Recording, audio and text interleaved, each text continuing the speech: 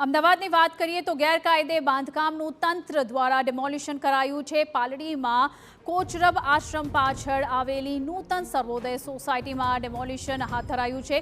નામાંકિત વ્યક્તિ મુસ્તફા માણેકચંદના બંગલાનું ગેરકાયદે બાંધકામ તોડી પડાયું છે।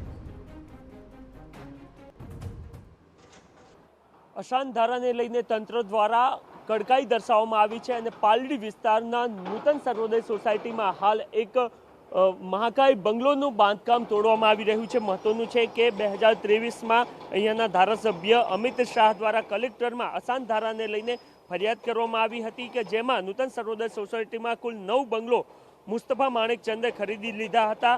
જે સંદર્ભની અંદર કલેક્ટરે 6 મહિના અગાઉ મુસ્તફાને બંગલા મૂળ માલિકને પરત કરવા હુકમ કર્યો હતો।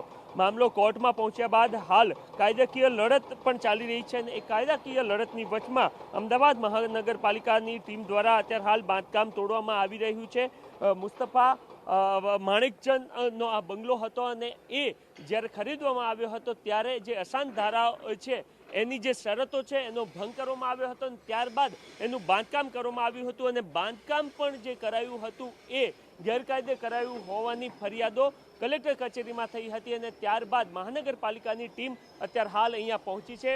ફૂલ પોલીસ બંદોબસ્ત આપવામાં આવ્યો છે અને પોલીસ બંદોબસ્ત સાથે હાલ આ જે બંગલો આપ જોઈ રહ્યા છો કે ખૂબ મોટા ક્ષેત્રફળમાં સંકળાયેલો અથવા તો બાંધકામ કરવામાં આવેલ આ બંગલોનું હાલ મહાનગરપાલિકાની ટીમ દ્વારા તોડવાનું કામ ચાલી રહ્યું છે। સૌથી મહત્વની વાત એ છે કે અશાંત ધારાને લઈને છેલ્લા કેટલાક સમયગાળામાં ચાહે એ અમિત શાહ હોય કે પછી અન્ય કેટલાક જે ધારાસભ્યો અમદાવાદના છે એમના દ્વારા આ સંદર્ભની અંદર વારંવાર ફરિયાદો કરવામાં આવી હતી અને ત્યારબાદ આ પ્રકારની કામગીરી થતી હાલ જોવા મળી રહી છે। કેમેરામેન દીપક સેન સાથે નરેન્દ્ર રાઠોડ, TV9 અમદાવાદ।